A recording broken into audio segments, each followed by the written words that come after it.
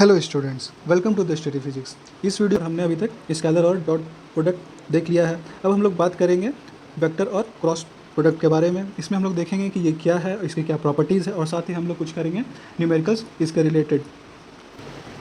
तो स्टार्ट करते हैं हम लोग वेक्टर प्रोडक्ट से। वेक्टर प्रोडक्ट और cross product, according to the definition, vector product of two vector is the vector whose magnitude is equal to the product of magnitudes of two vectors and sine of angle between them and whose direction is perpendicular to the plane of two vector and is given by the right hand rule। तो यहाँ पे देखना ये दो parts हैं। पहला parts है कि जो वेक्टर प्रोडक्ट होता है दो प्रोडक्ट का, यानी ये जो वेक्टर प्रोडक्ट है दो वेक्टर का, यानी ए और बी कोई दो वेक्टर है, ठीक है। इसका जो वेक्टर प्रोडक्ट होगा वो दो पार्ट में, पहला कि उसका मैग्नीट्यूड और दूसरा उसका डायरेक्शन। फर्स्ट जो है इस प्रोडक्ट का जो मैग्नीट्यूड होगा वो इक्वल होगा मैग्नीट्यूड्स ऑफ टू वेक्टर्स, यानी पहला तो ये magnitude of two vectors and the sine of angle between them, यानी ये पार्ट ये है मैग्नीट्यूड, यानी magnitude of this cross product of two vector is equals to the magnitude of product of two vectors and the angle of sine between them also whose direction is perpendicular to the plane of two vectors। यानी ये जो result का जो direction होगा वो perpendicular होगा, यानी ये जो n है, n कैप, ये यूनिट वेक्टर है। इसको हम लोग फिगर से देखते हैं। तो अगर ये कोई दो वेक्टर है a और b, इसके बीच के एंगल थीटा है, ठीक है, और ये किसी प्लेन में है, तो according to the right hand thumb rule, इसमें हम लोग राइट हैंड थंब रूल लगाएंगे। तो according to the right hand thumb rule इसका जो डायरेक्शन जो होगा a क्रॉस b का वो perpendicular to both the vectors, यानी ये दोनों वेक्टर के परपेंडिकुलर डायरेक्शन में इसका डायरेक्शन होगा और और इसका जो वेक्टर होगा वो यूनिट वेक्टर n होगा। तो जो फाइनल क्रॉस प्रोडक्ट का जो रिलेशन आता है वो ये होता है vector A cross vector B equals to A B sine theta into N cap, यानी एक यूनिट वेक्टर, क्योंकि ये एक वेक्टर है और ये भी एक वेक्टर दे रहा है। तो इस वेक्टर के साथ पहले तो ये इतना दूर ये मैग्नीट्यूड है, यानी ए बी साइन थीटा, ये पूरा का पूरा मैग्नीट्यूड है और ये पूरा स्केलर क्वांटिटी है, और साथ में जब डायरेक्शन ऐड हो जाता है तो ये जो पूरा क्वांटिटी हो जाता है ये पूरा वेक्टर हो जाता है, यानी cross product of two vectors gives the vector quantity. अब इसमें ये देखना है कि ये जो अबव द प्लेन है, ये अगर कोई प्लेन है, इस प्लेन के ऊपर अगर ये वैल्यू ए क्रॉस बी होता है, तो हम लोग जब डाउन द प्लेन जाते हैं नीचे की तरफ, तो ये वैल्यू हो जाता है बी क्रॉस ए, क्योंकि ये जो डायरेक्शन है थीटा का वो इस डायरेक्शन में हम लोग जब पलट के देखते हैं नीचे साइड से, तो उस टाइम इसका जो राइट हैंड थंब रूल के हिसाब से इसका वैल्यू ये बी क्रॉस ए हो जाता है। अब जैसे वेक्टर प्रोडक्ट का यूज़ करते हैं हम लोग, कुछ उसका एग्जांपल देख लेते हैं। जैसे एंगुलर मोमेंटम का बात करते हैं, तो एंगुलर मोमेंटम में इसको हम डिनोट करते हैं एल से, और ये एक वेक्टर क्वांटिटी होता है। इससे जो फॉर्मूला होता है वो होता है position vector into linear momentum. तो ये हो गया इसका एक एग्जांपल। और भी अगर एग्जांपल देखते हैं तो टॉर्क का बात करते हैं। टॉर्क को डिनोट करते हैं टाउ से, और ये भी एक वेक्टर क्वांटिटी होता है, और टॉर्क का फॉर्मूला होता है आर क्रॉस एफ, यानी force, position vector into force. तो ये होता है ए क्रॉस बी के फॉर्म में ये दोनों, और ये दोनों का जो रिजल्ट आता है वो भी वेक्टर ही होता है, यानी इसका भी रिजल्ट वेक्टर ही होगा, और ये होगा ये। अब हम लोग देखते हैं ए क्रॉस बी के ज्योमेट्रिकल इंटरप्रिटेशन के बारे में, यानी कि ए क्रॉस बी का ज्योमेट्रिकल मीनिंग क्या है।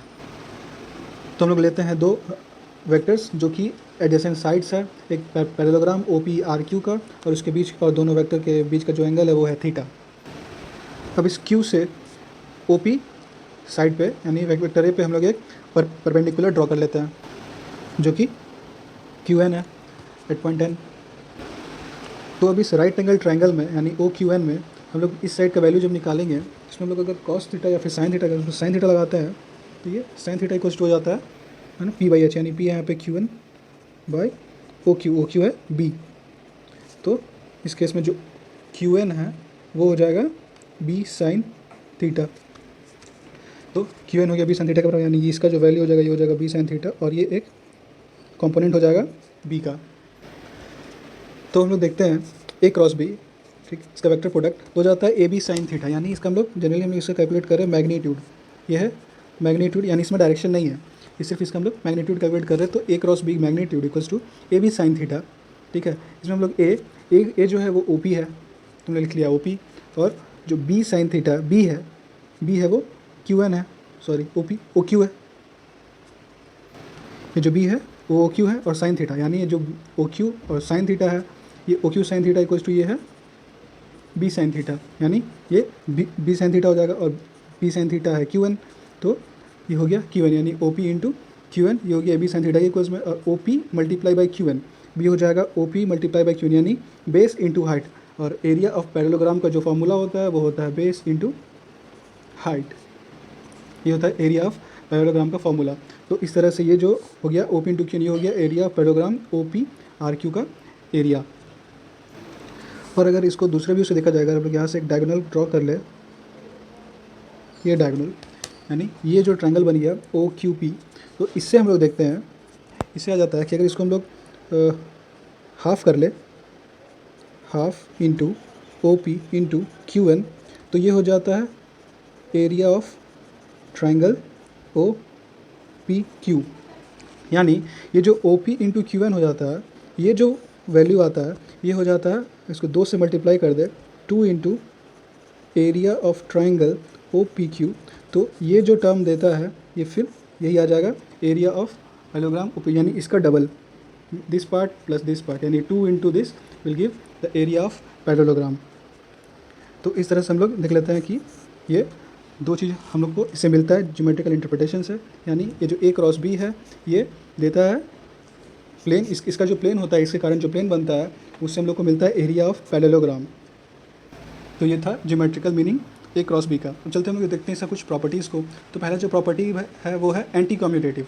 एंटी कम्यूटेटिव का मतलब कि vector A cross vector B equals to minus vector B cross vector A, यानी कि अगर किसी प्लेन में जो वेक्टर ए और बी, जो अगर ये जो थीटा का डायरेक्शन है तो इसका जो अपवर्ड एन वेक्टर होगा, तो इस केस में ये ए क्रॉस बी होगा। लेकिन वही जब नीचे की तरफ हम लोग इसको डाउनवर्ड देखेंगे तो ये minus of B cross A हो जाता है, क्योंकि इस केस में जो ये जो थीटा होगा वो माइनस हो जाएगा, माइनस थीटा आ जाएगा, क्योंकि इसका डायरेक्शन अपोजिट है। तो इस कारण से जो हम लोग लिखते हैं ए बी साइन थीटा, वो साइन माइनस थीटा हो जाता है, जिसके कारण ये minus of A B sine theta हो जाता है, जिसके कारण से ये बी क्रॉस ए हो जाता है। अब लोग देखते हैं दूसरा प्रॉपर्टी जो कि है vector product is distributive over addition, ठीक है, यानी A cross B plus C equals to A cross B plus A cross C, normal इसका डिस्ट्रीब्यूटिव प्रॉपर्टी ये वेक्टर प्रोडक्ट शो करता है। अब आते हैं तीसरे प्रॉपर्टी में। According to the third property, vector product of the two parallel और anti parallel vector is a null vector. That means अगर दो वेक्टर है सेम डायरेक्शन में, इस केस में इसके बीच का जो एंगल होगा वो 0 डिग्री होगा, या फिर अगर अपोजिट डायरेक्शन में है तो इस केस में इसका जो एंगल होगा वो 180 डिग्री होगा। और साइन 0 और sine 180 degree, sine 0 degree equals to sine 180 degree equals to 0 होता है। तो उस केस में जब हम लोग A cross B A B sine theta करते हैं तो जो साइन 0 डिग्री हो जाता है वो 0 हो जाता है, तो इस केस में ये भी 0, और ए बी साइन 180 डिग्री करते हैं तो ये इस केस में ये भी 0 हो जाता है, यानी ये एक नल वेक्टर देता है। जो वेक्टर आता है वो नल वेक्टर आता है। तो इसको वेक्टर होने के लिए इसके यहाँ पे एन कैप होना ज़रूरी है दोनों में ही, तब ये, अगर यहाँ पे एन कैप नहीं होता तो ये नॉर्मल सिर्फ 0 होता। इसमें साथ में डायरेक्शन भी है एन कैप, तो ये 0 वेक्टर, यानी इसको नल वेक्टर भी बोलते हैं। Next property is vector product of a vector with itself is a null vector. That means अगर सेम वेक्टर के साथ सेम का क्रॉस प्रोडक्ट करते हैं तो यानी ये भी सेम होगा, इसके बीच का जो एंगल होगा वो 0 डिग्री होगा। तो A dot A sine 0 degree, ये तो 0 हो गया, और साथ में वेक्टर है तो ये 0 वेक्टर यानी नल वेक्टर हो जाता है। नेक्स्ट प्रॉपर्टी देखते हैं, the magnitude of vector product of two mutually perpendicular vector is equal to the product of their magnitudes. यानी अगर मैग्नीट्यूड लेते हैं दो वेक्टर का और दोनों एक दूसरे के म्यूचुअली परपेंडिकुलर हो, ए और बी दोनों एक दूसरे के म्यूचुअली परपेंडिकुलर हो, तो इस केस में जो साइन 90 डिग्री हो जाता है वो हो जाता है 1, तो 1 हो जाता है। तो ये तो magnitude of vector A cross vector B is equal to A B sine 90 degree और साइन 90 डिग्री 1, तो ये equal to it's the product of their magnitude only बच जाता है।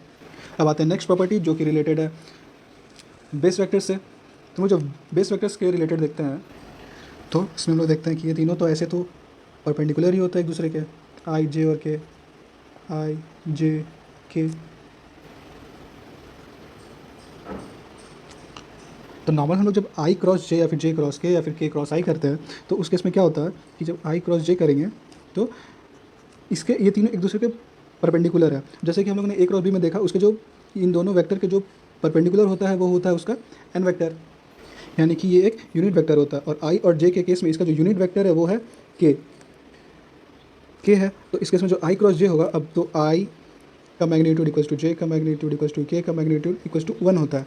तो इस केस में हम लोग जब magnitude of I multiply by magnitude of J into sine 90 degree करते हैं साथ में एन वेक्टर, तो ये हो जाता है आई जे ई 1 साइन 91 और सिर्फ बचता है एन, तो एन इसके लिए यहाँ पे के होगा। तो यानी इस केस में सिर्फ यही आ जाता है आई क्रॉस जे इक्वल्स टू के वेक्टर। सेम है जे क्रॉस के लिए भी और के क्रॉस आई के लिए भी, यानी आई क्रॉस जे इक्वल्स टू के, जे क्रॉस के इक्वल्स टू आई, के क्रॉस आई इक्वल्स टू जे। अब जैसे हम लोग देखते हैं कि अगर हम लोग जैसे A cross B equals to होता है minus of B cross A, यानी यहाँ पे इसका डायरेक्शन अपोजिट हो जाता है, यानी ये एंटी कम्यूटेटिव होता है। तो सेम बेस वेक्टर के लिए भी होगा। अगर उल्टा हो जाता है, अगर ये उल्टा ले लेते हैं, आई क्रॉस जे की जगह जे क्रॉस आई ले लेते हैं, तो उस केस में जो के हो जाएगा वो माइनस हो जाएगा, यानी अपोजिट डायरेक्शन नेगेटिव डायरेक्शन चला जाएगा। तो ये हो जाता है J cross I equals to minus K cross J, इस केस में K cross J equals to minus I, और इस केस में आई क्रॉस के अगर कर देते हैं तो वो हो जाता है माइनस जे।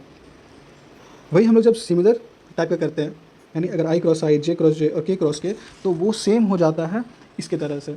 ये प्रॉपर्टी इस पर फॉलो करेगा, ये जीरो वेक्टर दे देता है अगर इटसेल्फ के साथ अगर वो वेक्टर प्रोडक्ट करते हैं तो यहाँ पे भी सेम होगा और ये नल वेक्टर देगा, आई क्रॉस आई, जे क्रॉस जे, के क्रॉस के इक्वल्स टू नल वेक्टर। अब आते हैं नेक्स्ट प्रॉपर्टी पे, जो कि है the vector product of two vectors can be expressed in the terms of their rectangular components as a determinant. यानी अगर हम लोग इसका वेक्टर प्रोडक्ट को एक्सप्रेस करते हैं तो वो डिटर्मिनेंट से वो एक्सप्रेस होता है, जैसे कि हम लोगों ने मैट्रिक्स में देखा है। यानी इसका जो वैल्यू आता है, अगर हम लोग अकॉर्डिंग टू मैट्रिक्स अगर जाइए, हम लोग जो डिटर्मिनेंट का वैल्यू निकालेंगे वो हो जाएगा ए वाई बी जेड माइनस, इसको ठीक से लिख लेते हैं इस तरफ में, ये हो जाता है A Y B Z minus A Z B Y I minus of A X B Z minus A Z B X J and last term plus A X B Y minus A Y B X K. तो ये हो जाता है expression in the term of determinant of the rectangular components. ये सारे rectangular components है, A का rectangular A X A Y और ए जेड, और बी का rectangular component B X B Y और बी जेड, और उसके टर्म में ये उसका एक्सप्रेशन हो जाता है।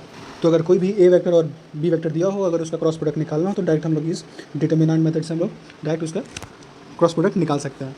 अब चलते हैं नेक्स्ट, जो कि है angle between the two vectors.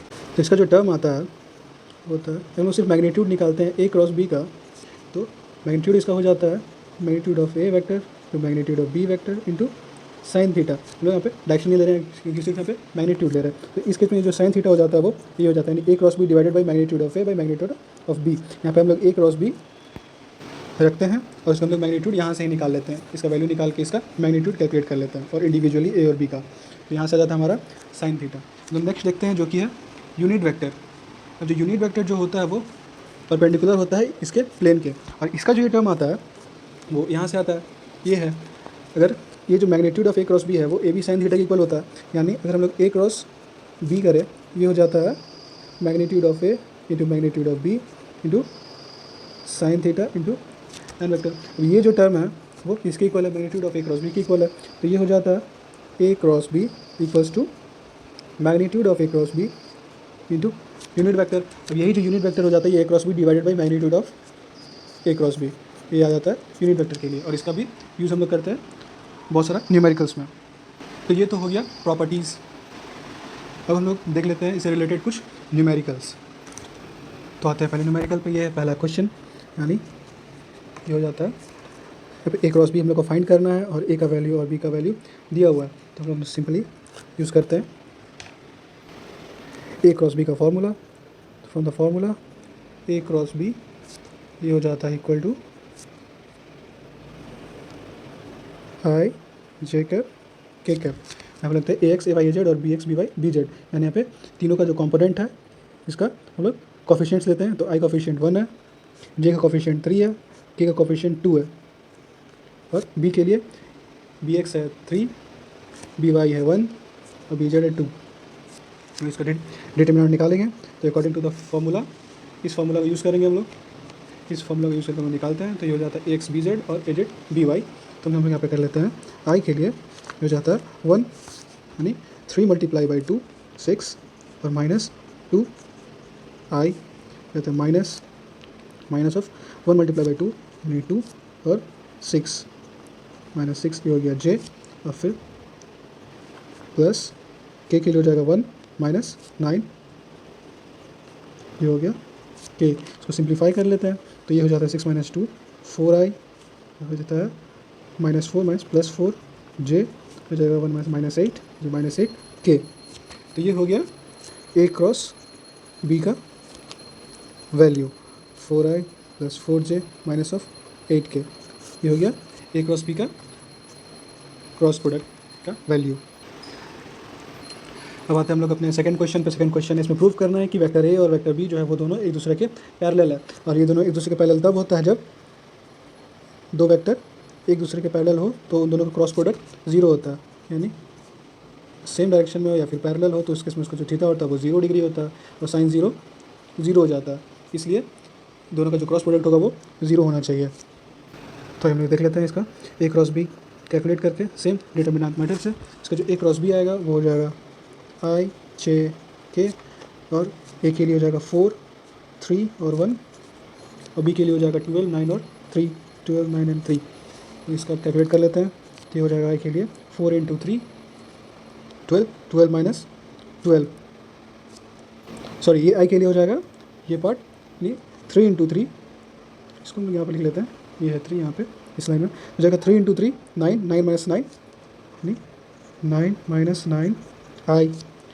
फिर आते हैं जे के लिए हो जाएगा 4 × 3 इस 12 माइनस 12 जे प्लस के लिए ले लेते हैं तो 9 4 जा 36 और 12 3 जा 36 के, यानी तीनों ही केस में हो गया 0 minus plus 0।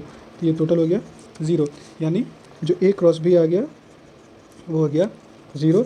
Hence vector A is parallel to vector B prove. अब आते हैं हम लोग थर्ड क्वेश्चन पे। इसमें हम लोग को फाइंड करना है एंगल बिटवीन वेक्टर ए और वेक्टर बी। तो उसके लिए जो फॉर्मूला होता है साइन थीटा लेते हैं। साइन थीटा इक्वल्स टू हो जाता है A cross B magnitude of vector A into magnitude of vector B. तो ये हो जाएगा। हम लोग यहाँ पे इन दोनों का वैल्यूज़ निकालेंगे। तो सबसे पहले हम लोग कैलकुलेट करते हैं ए क्रॉस बी। तो ये जो ए क्रॉस बी आएगा वो आएगा आई जे के 3 - 4 5 1 - 1 और 1। ठीक है, ये 1 - 1 और 1। तो इस केस में देख लेते हैं। तो इसमें आई के लिए हो जाएगा -4 माइनस ऑफ यानी +5 यानी हो जाएगा प्लस आई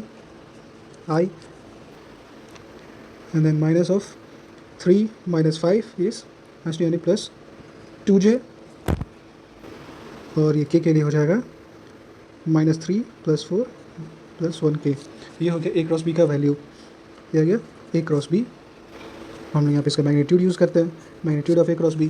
तो यहाँ पे magnitude of A cross B ये हो जाएगा √ इसका कोफिशिएंट्स का स्क्वायर, यानी यहाँ पे 1 है 1 स्क्वायर + 2 है 2 स्क्वायर प्लस फिर यहाँ पे 1 है ये 1 स्क्वायर, यानी ये हो जाएगा √ 1 + 4 + 1 = √6। ये हो गया magnitude of A cross B. हम लोग अब ए और बी का भी मैग्नीट्यूड निकाल लेते हैं। तो फिर मैग्नीट्यूड ऑफ ए अगर निकालते हैं तो ये हो जाता है √3 square plus -4 square plus 5 square. तो ये हो जाता है √9 + 16 + 25 √50। और बी के लिए ये हो जाता है